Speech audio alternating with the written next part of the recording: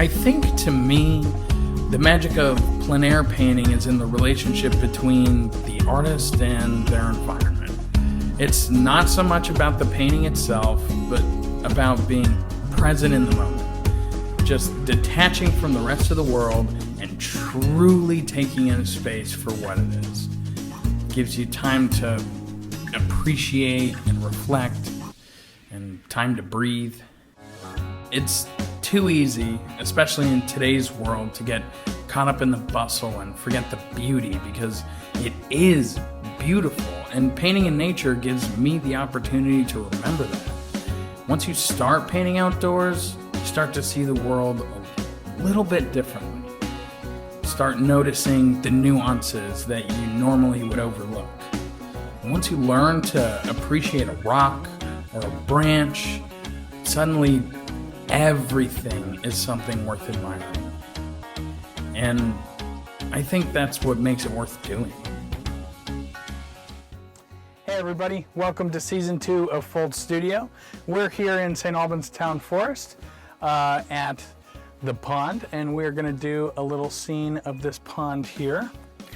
I'm going to start off with a burnt umber wash, as I usually do.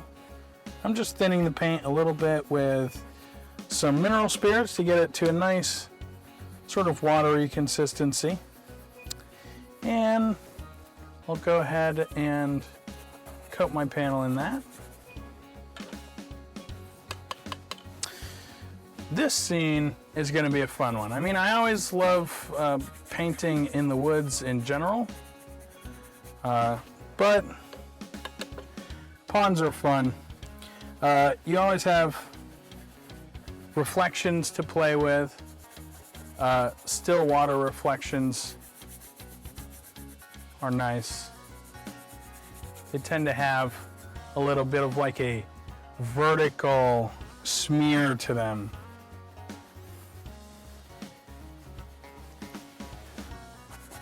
Adds a little bit of contrast to all the greenery that we see around us. Now with this stain that I'm doing, it's going to help knock that bright white canvas back just a little bit.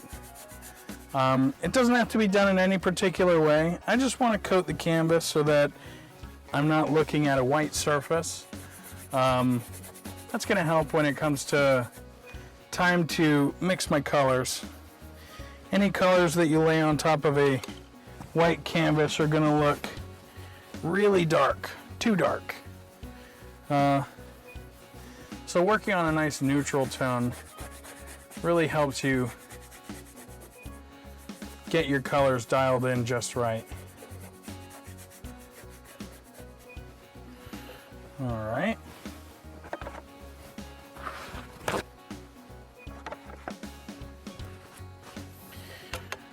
I'll just re-wet all of that and spread it around.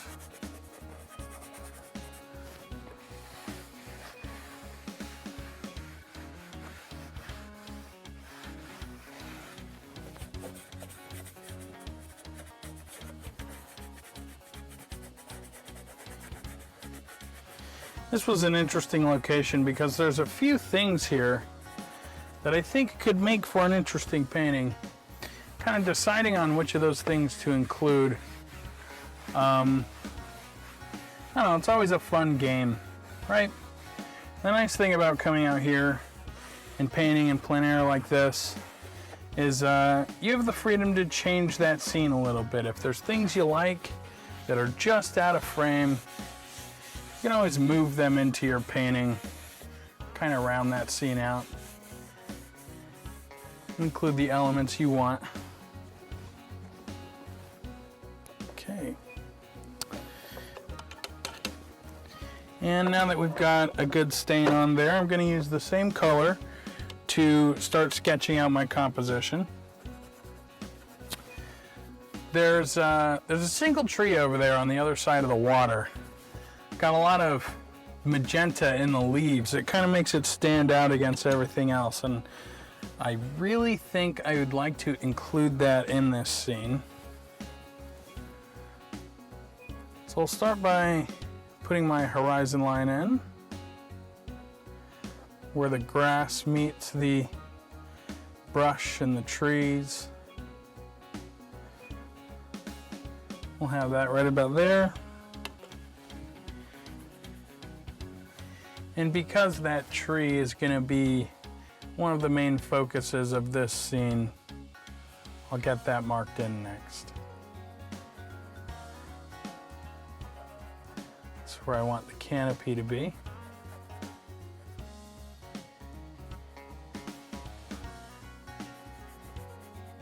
I don't have to be particularly precise about any of this, so long as I have an idea of where all of those elements are going to be. That's all I really need for the sketch stage.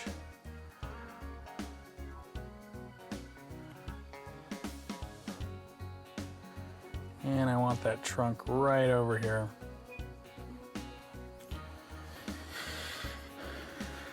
There's a rule in painting and in most visual arts in general called the rule of thirds, and it basically says that if you divide your surface up into thirds and you put your subject on one of those thirds, it's just a little more appealing to look at.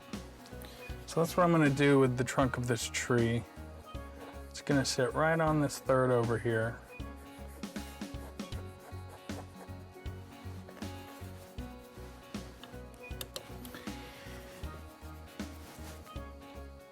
And then we've got our water.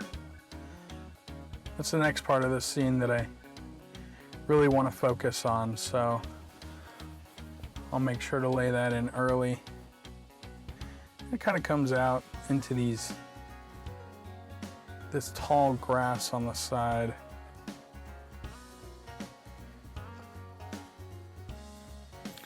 Pond water's always a fun, bit of a challenge, but really fun to add in there. If you go to a lake or a river, something like that, the water tends to be pretty clean. It's going to reflect a lot of that sky. You're going to get a lot of blue in your water, but when you're painting a pond, that water tends to be really dark, almost black.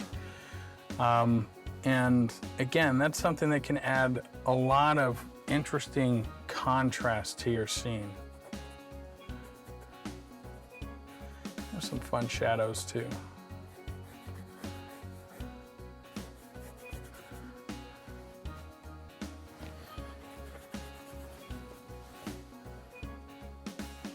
And got a little grouping of trees here with a fun shadow kind of being cast out. So I'll mark that in too.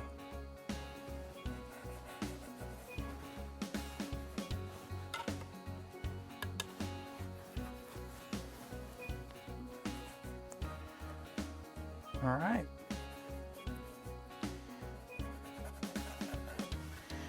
And that's about all I really need for my sketch. Again, it's not about the details this early in the process. It's only about getting an idea of where you want all of those elements to be in your painting. Everything we painted up to this point will get covered in paint later, so there's not much point in rendering everything in high detail just yet. And today I'll be working with my usual palette of burnt umber, alizarin crimson, ultramarine blue, permanent yellow light, and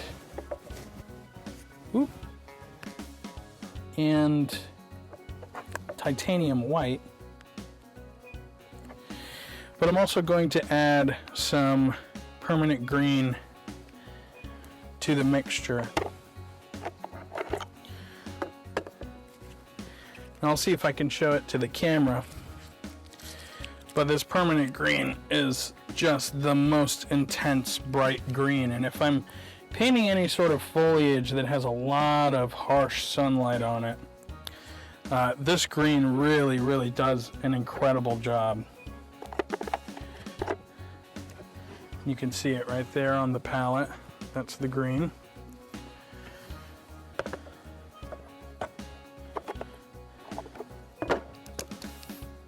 It also helps me stretch my yellow paint out.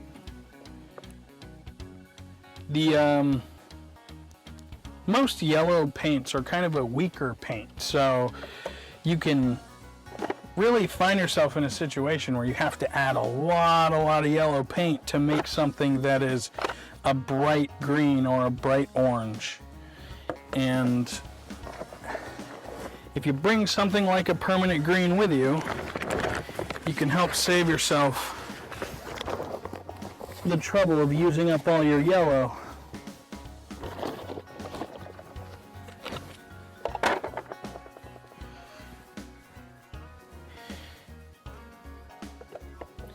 I think once I start laying in color in a scene like this, normally I would start with the sky and work my way forward into my darker colors.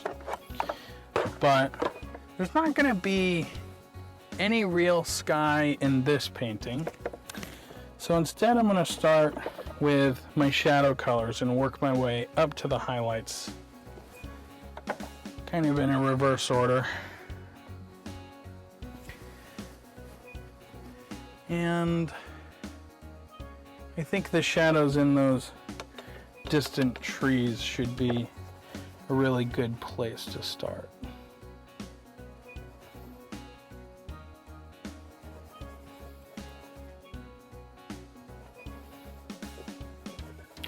Now I want to be careful not to mix the shadow color too dark. It's tempting because it's one of the darker colors in the scene, but if you make it too dark, it kind of just throws everything off a little bit. So I'm being sure to add just a touch of white into this mixture.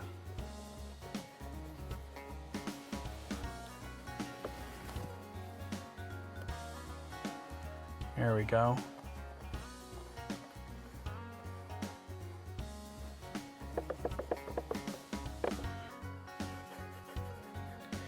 I really like that this whole tree that is sort of the main focus of our painting today is casting a big shadow onto all the other trees behind it. And that's going to help it really stand out in the painting, because the trunk of that tree and the leaves of that tree are just bathed in this really beautiful sunlight. And if it's sitting against a nice dark shadow, it'll be the first place your eye wants to look when the painting is done.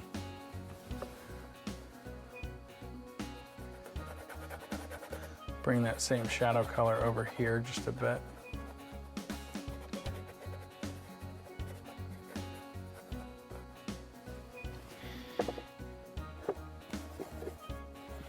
And get some of it in here too. Now I am overpainting these shadows a little bit. These huge splotches that I'm putting in, they're not entirely in shadow, but I can always come in and lay some lighter colors on top of those shadows later. I'd rather have enough shadow color to start than not enough, and either end up adding too much light to my scene or not being able to cover the initial stain on this panel enough.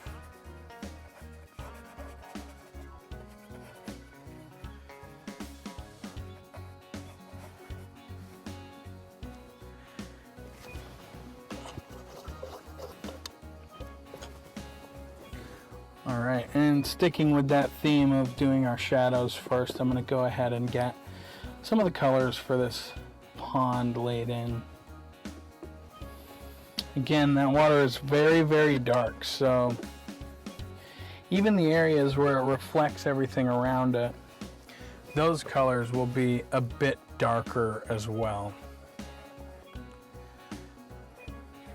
So I've mixed up a color here that's almost black, and that's what I'm going to use as the base for this pond here.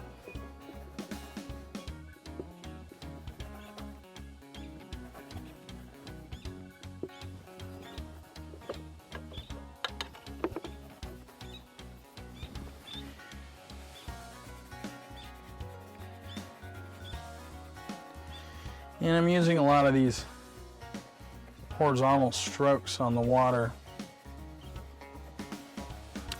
If you kind of paint your water with haphazard strokes flowing in every direction, it doesn't quite read like water, you know, but if you do these horizontal back and forth strokes, it can give that impression of a flat surface, which is really how you want it to show up.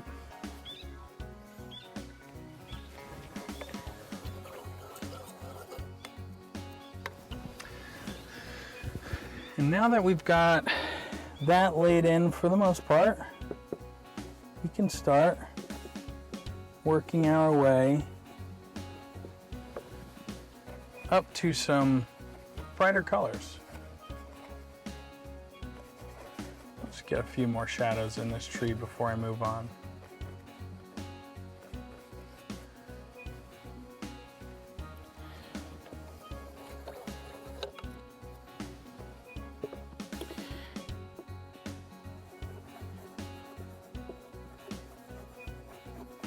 As I work my way up in colors, I'm just mixing straight into that paint that I've already mixed up previously. And I can kind of work it up in little steps. But if the paint's already there, no sense in wasting it. There we go.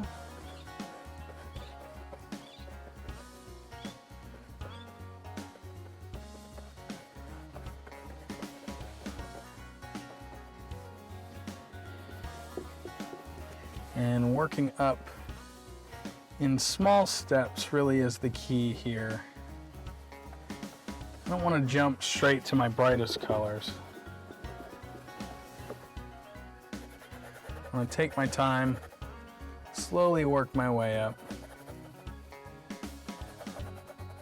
That's going to help me kind of just gradually carve out these forms, give them some shape and dimension.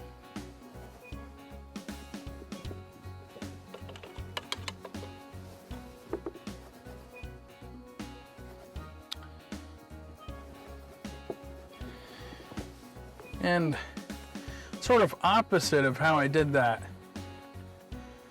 pond water, in the trees I really do want to be pretty haphazard with my brush strokes. Now I figure there's probably two ways to do trees. One of them would be to meticulously paint in every single leaf and branch and all that. Or you can just kind of let your brush dance around a little hectically, and just the natural motion of those brush strokes and sort of the randomness that it introduces to the painting can give the implication of all those details without having to actually paint them in yourself.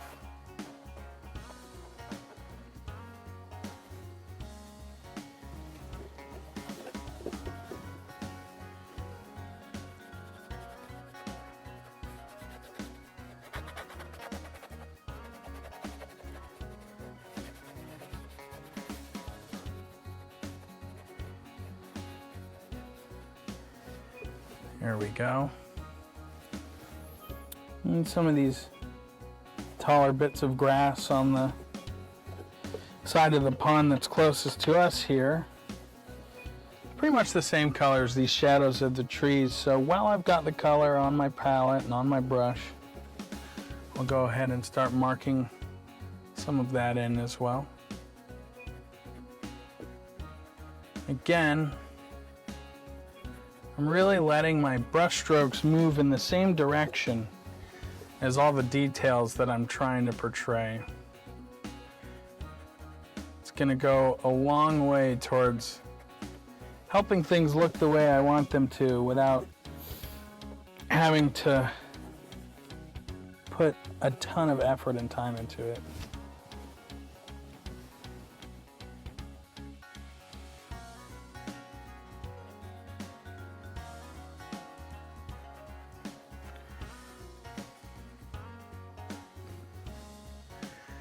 Here we go.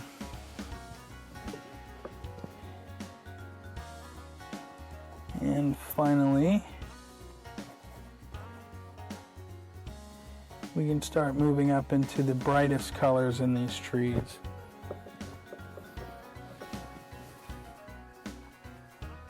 Now these brightest highlights are really what's gonna show off the shape and form of these trees the most. So once I start laying these in, I'll be a little bit more careful and a little bit more conscious about what I'm doing so that I can communicate these shapes as effectively as possible. Tone that down a bit.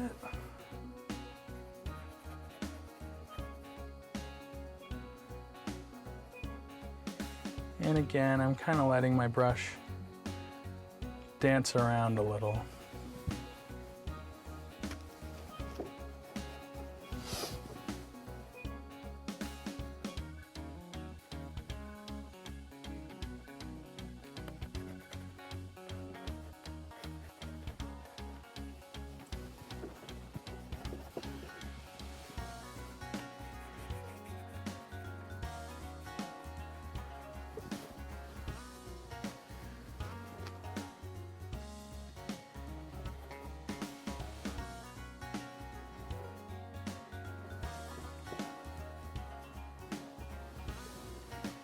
Not every single one of these trees is the exact same color.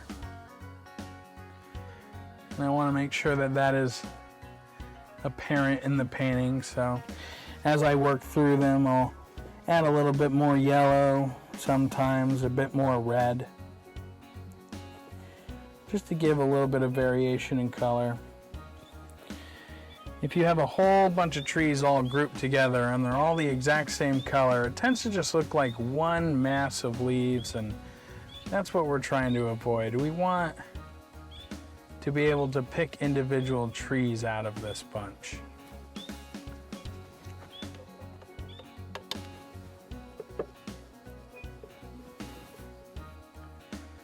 I especially like this little one here. It's got a lot of really bright yellows and warm greens in it. It's catching the light in a really interesting way.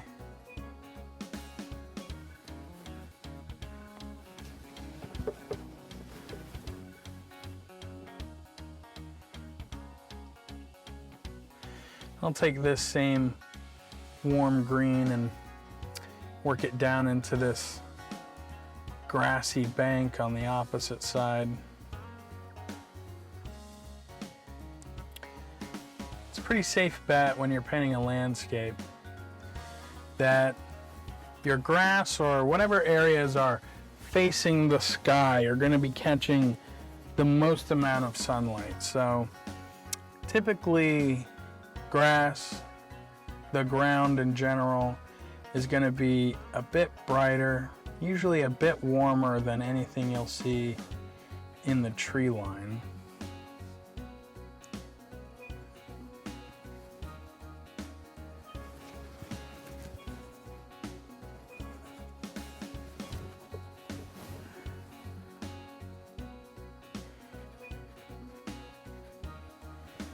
There we go.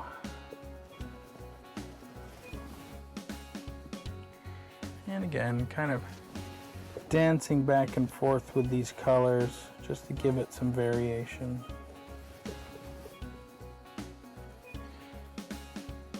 I'm choosing to sort of save my main subject for last here.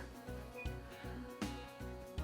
be nice to get all of these supporting elements painted in first. That way when I start to paint my main subject, I can really tell if the problems are in the subject that I'm painting or in the surrounding area. If I didn't paint all of that other stuff first, you never know. Context is king with painting. And if you don't have context for what you're painting, it's really hard to tell if you're painting it well. There we go. That's nice.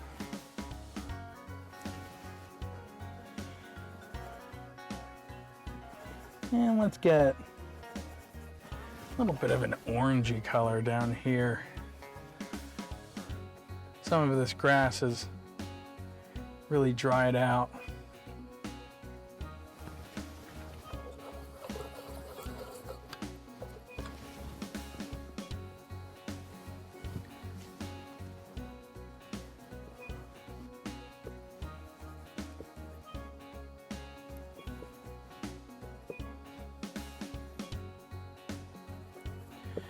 There we go.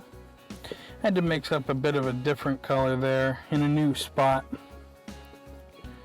It's another habit that I found myself getting into in the past, and I work against it now, is if you keep mixing into the same pile of paint over and over again, eventually you're just going to end up with a big bunch of gray paint, and that's not useful for 90% of your painting. So if you find that you're having a hard time mixing the color, start from scratch in a new spot on your palette.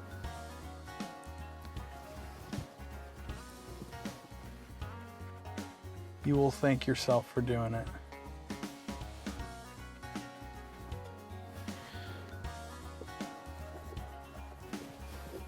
And just kind of scribble in some color over here.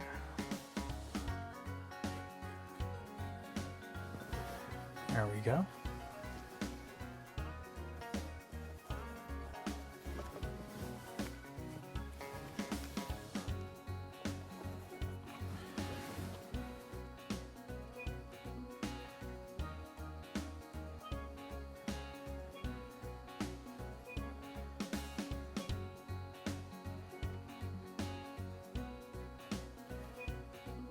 Okay. A little more light in this corner. I really want this to feel like a shadow being cast by that tree.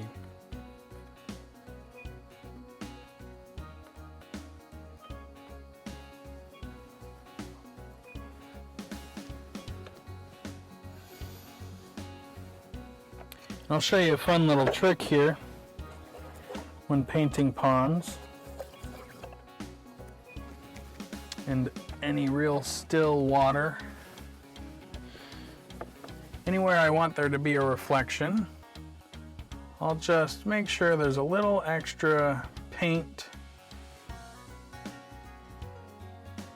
the same color of whatever element I'm trying to reflect in the water. Just a little, doesn't take a whole lot. And then I'm gonna grab a fan brush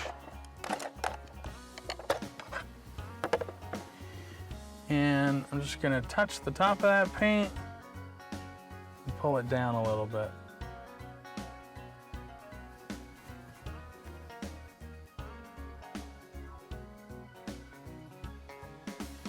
Now you want to pull it straight down, don't go side to side. You can if you want to get some waves in there, and I can show you that as well, but with the still water, you just want to pull that paint straight down. And pretty quickly it starts to look like a reflection in the water. And it takes very little effort to do.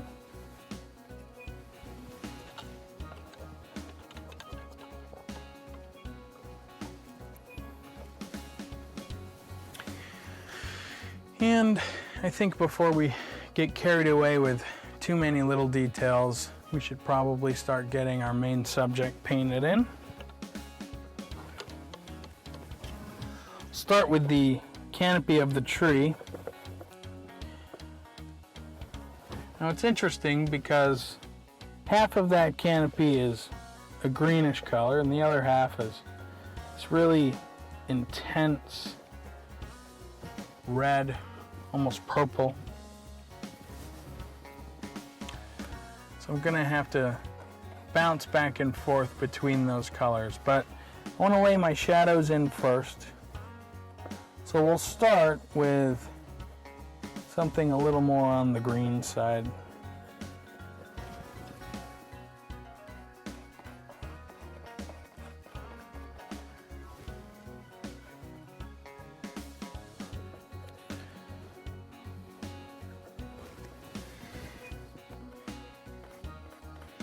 And the leaves farthest back on the tree almost blend right into the trees behind it.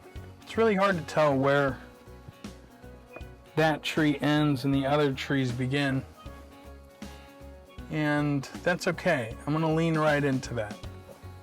If it's something that I can't see, then I don't necessarily have to paint it. And it can be tempting to tell yourself, well, if I don't paint it, how will anybody know? But if you can't see it in front of you in real life, and you still understand what you're looking at, then stands to reason that you don't need to see it in a painting to know what you're looking at either.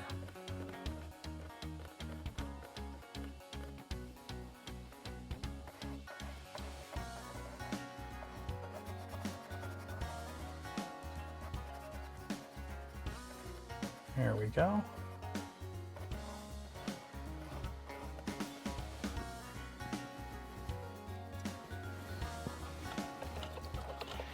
Now I'll start working my way up to those brighter colors. I'm gonna get a little bit more of that permanent green on my palette. It's an awfully green scene. I moved through it pretty fast. If I was trying to use yellow to mix that green instead of use it straight out of the tube, it probably would have taken twice as much paint. So it's a good thing to have around. There we go.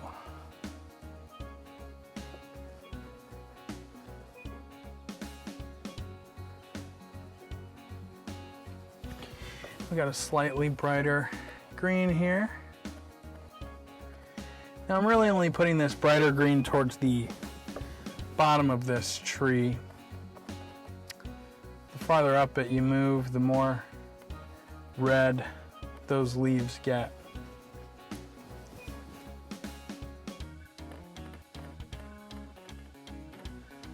So I'll be a little selective about where I put this green.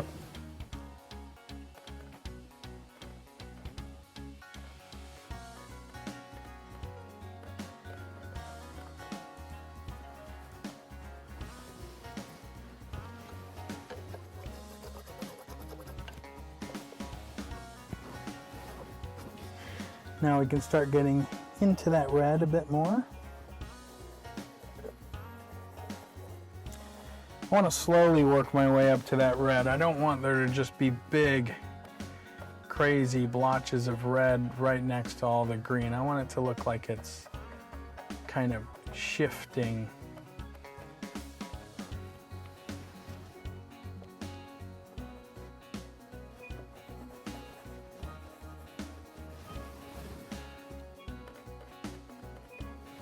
Oops. Guess we can get a little more red than that. There we go.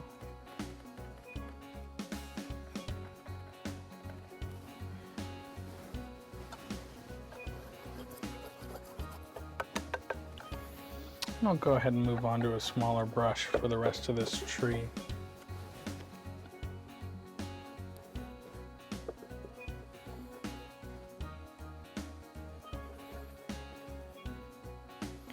Now, alizarin crimson is a great red to have around. It's a really strong tinting color, but it's on the cooler side. So if you want a really, really bright, intense red, we're not going to need it for this scene, but if you want a really intense, bright red, adding just a touch of yellow to it can get you there. Alizarin crimson tends to lean more magenta,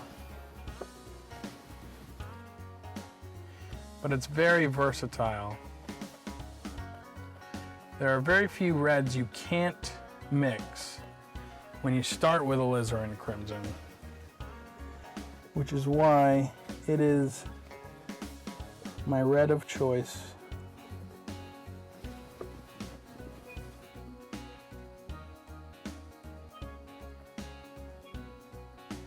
There we go.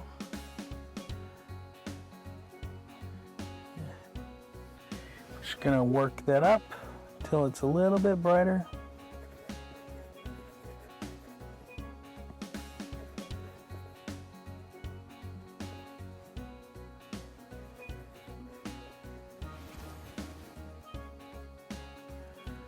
There we go.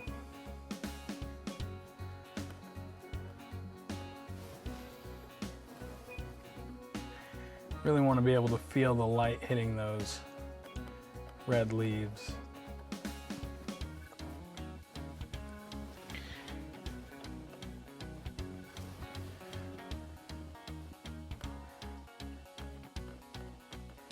Now some of these will end up a bit more on the pink side, and maybe a bit more pink than what's actually in front of me, but that's okay, so long as it gets the idea that I'm going for across.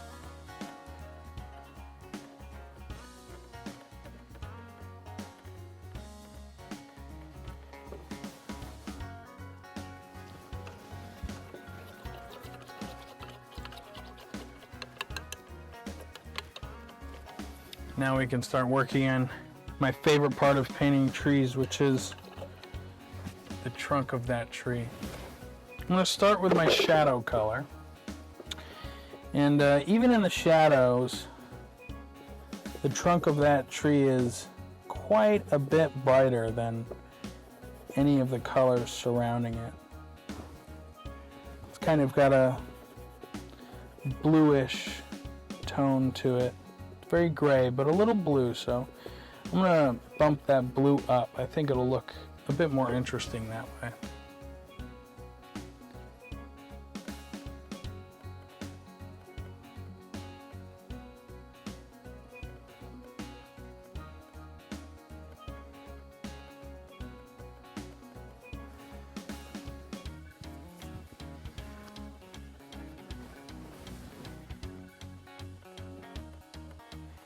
And I'm just going to move that green around a bit. There we go. That same shadow color for this little offshoot here.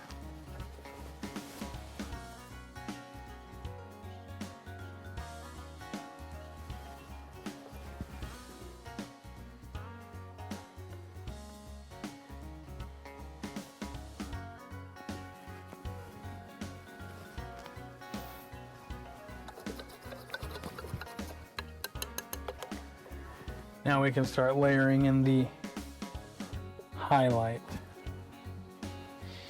And the areas of the trunk of this tree where the light is hitting it directly are the brightest colors in this scene by a long shot. So I want to make sure that I'm using a nice, intense, bright color. It's really almost white, but I'll warm it up a bit.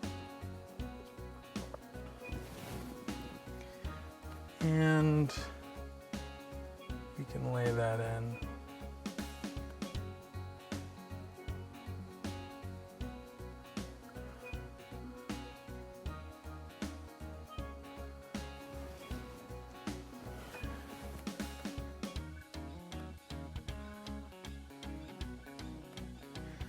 I'll soften it here on this right side where the trunk kind of curves into the shadows,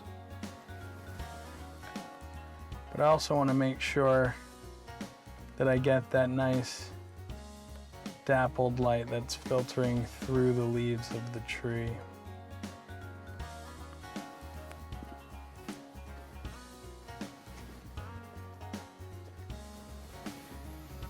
And you can see how much that really adds to the scene just in general. But it makes that tree trunk a lot more believable.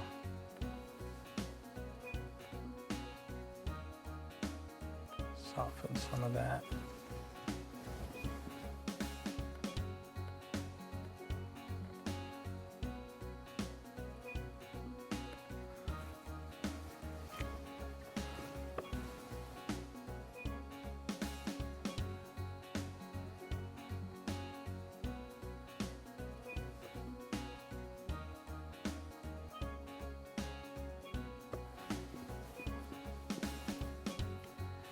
All right.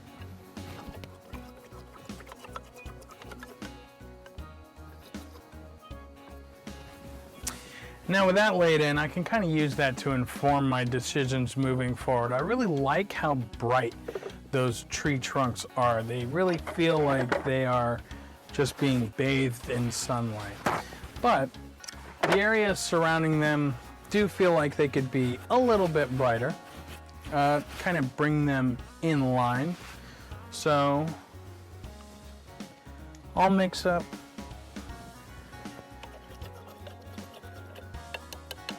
a nice bright green that I can start laying into the grass there. And for that, I'm going to try to keep it as clean as I can. We're going to do yellow, a little bit of that permanent green, and some white. Don't want to take the white too far, but we are going to use it to sort of bring that color up just a bit.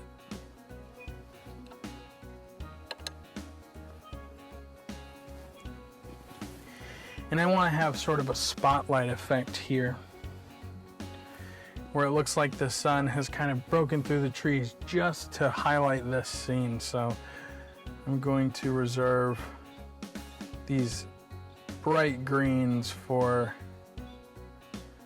my area of interest.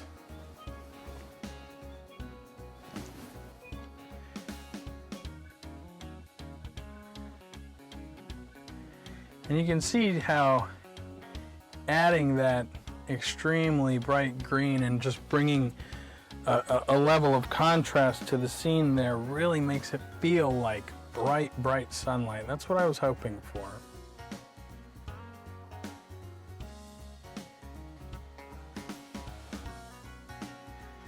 And we won't push it too far.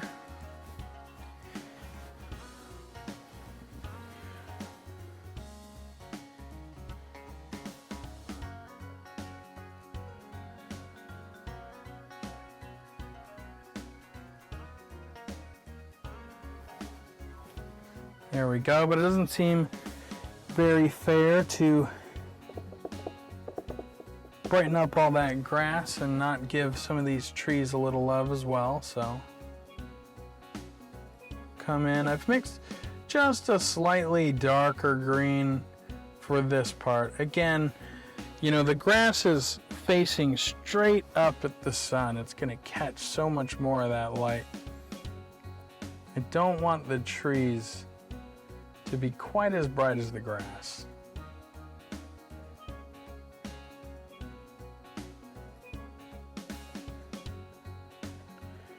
And I'll try to be a bit selective about where this light is coming in.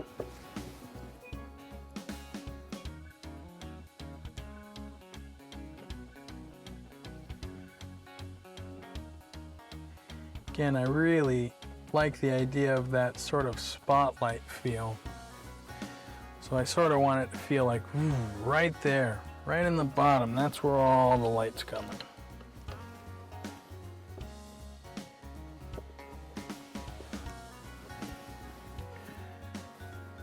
And just a little more light down here.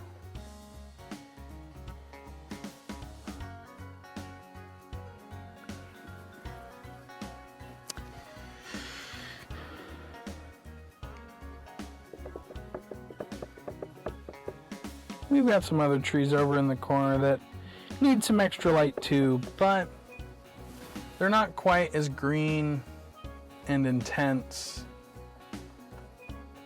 as the ones we've got on there already. So I'm going to add a little bit of blue and a little bit of red to that mixture just to tone it down a touch.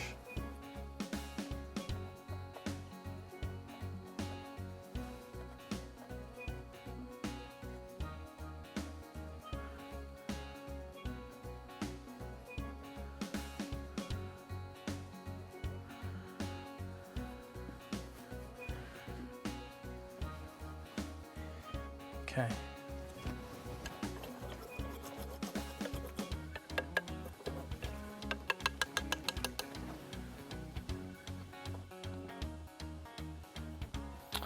Now that we're at this point, I feel like I've mostly established the important parts of this scene, the parts that I really want to stand out, catch people's attention.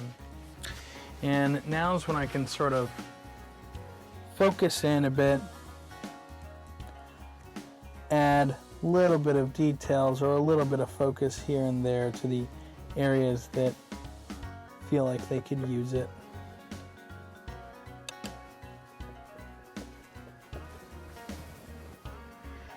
I'm going to give a bit of a dark drop shadow to this tree here, just to add to some of that contrast there.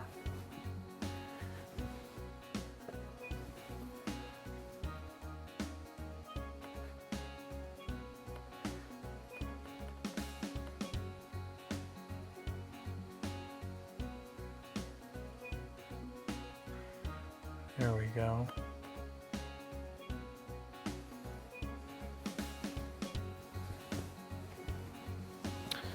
Oh, you know, I almost forgot. We've got the grass reflected in the pond, but we didn't include that tree trunk. Let's go ahead and get that in there as well. Again, I'm okay with the paint mixture sort of mixing into this dark color of the pond a little bit, because that super dark water is going to make those reflections just a bit darker naturally.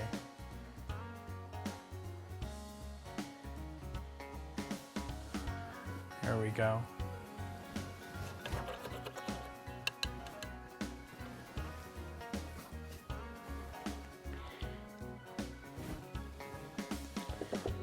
And a few final details I'd really like to include here are some lily pads.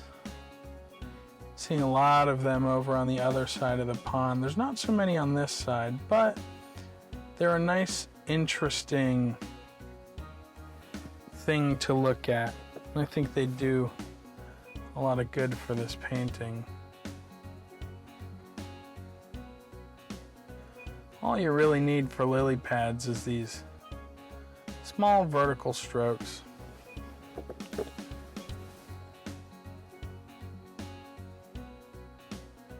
Again, I'm not worried about painting every detail of a lily pad. I just want it so that when someone sees the painting from a few feet away, they say, yep, okay, I get it.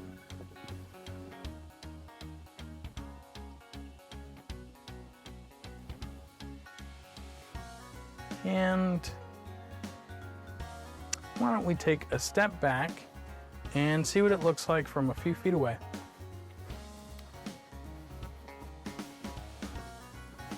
Okay, I like that a lot.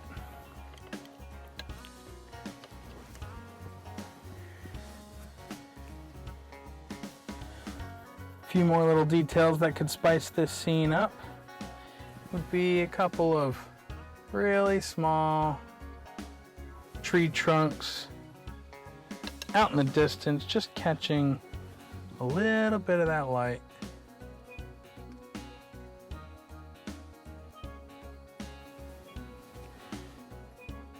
I don't want to make them as bright as my main tree trunk. I don't want to pull attention away from it.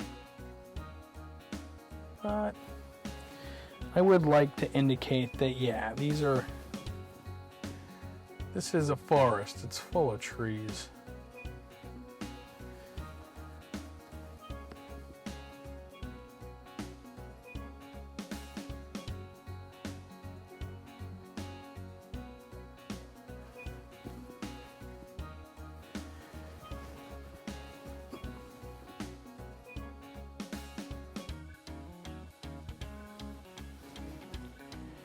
And some of those tree trunks are a little farther back and a little more in shadow. So I'll adjust my color to match. Tree trunks that are in shadow tend to be, well, they're like the shadows on our main tree trunk. They're a little more blue, a little bit darker.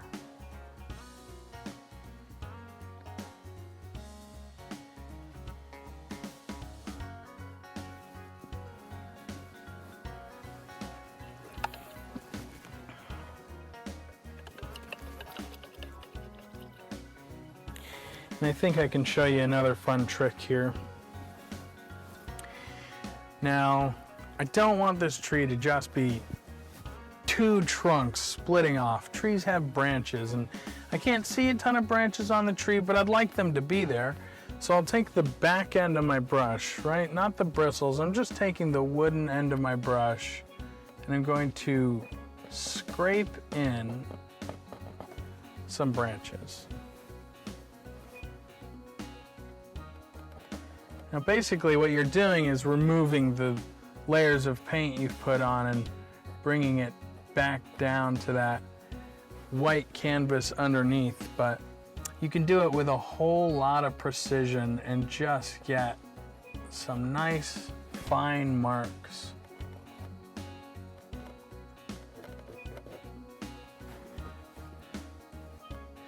And it goes a long way to sort of imply detail.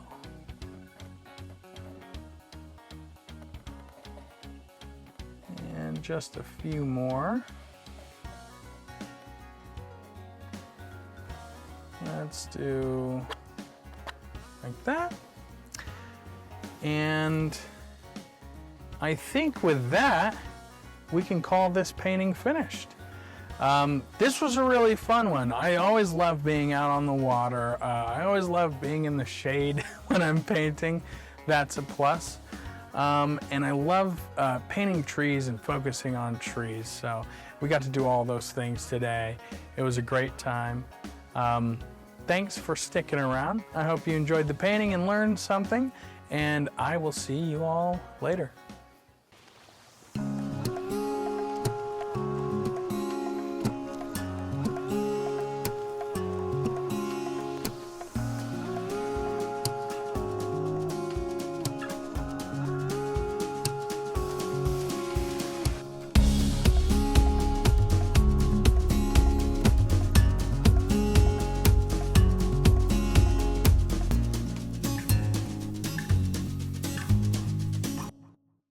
Lazy but effective is probably how I would describe my visual style. I really want my paintings to look like someone just slapped paint on there willy-nilly and accidentally stumbled into something that looks good. And the irony is that it took a lot of practice and trial and error to get it to work that way. And as nonchalant as I think a lot of my work looks, it's pretty calculated. The key to this loose and expressive style is knowing what to show and what to cheat. And you can see it really clearly in this painting with the right side of this cat's face. It's it's basically not there. Because the value is pretty much the same as the background and it's catching a lot of that reflected red light, I chose to just not really paint it. And even though it sounds like that just wouldn't work, it still does. The viewer's brain just fills that information in. And this approach is something that I'm constantly considering throughout a painting. How much do I have to define, and how much will the viewer's brain define on its own? And I think most people would be surprised at just how much you can leave out and still have the viewer see what you want them to see. Recently, my friend April that I plein air paint with once a week had a bit of a tragedy and lost her horse Harley. And I'm not well equipped to show my condolences in any other way. I'm not always great with words, so I figured I would do a memorial portrait for her. And like every good painting session, it was a learning experience. When you're painting a horse like this with a really light coat, or really anything that's really light under harsh sunlight, you don't have the same level of contrast to work with. Even the shadows are going to pick up a lot of light, but they're also going to pick up a lot of color. So instead of using contrast in values to show the light, you can use that contrast in colors to do it. Really rich colors in the shadows and really desaturated ones in the sunlight. But in a piece like this, it's those really dark but subtle contact shadows that I use sparingly that make it feel three-dimensional and real. And if you're interested in a portrait of your own horse, or a cat, or dog, or human, commissions are open, so just shoot me a message. Visual art is alive, and that is like what fascinates me about it. That's my whole obsession with it. Now, of course, visual art has purpose and truth. It has a message and a meaning, but at the end of the day, when you break it down, visual art is an attempt to trick a viewer into thinking that they're seeing something that they just aren't. It's a bunch of colored liquids smeared on a piece of fabric. But if it's done well, the viewer will feel something and connect with it. And hell, if it's done well enough, it's hard to even see it for what it is. You only really see an image. But my favorite kind of paintings, and the ones that I try to paint, are the ones that peel back the curtain. The ones where the lie is on full display.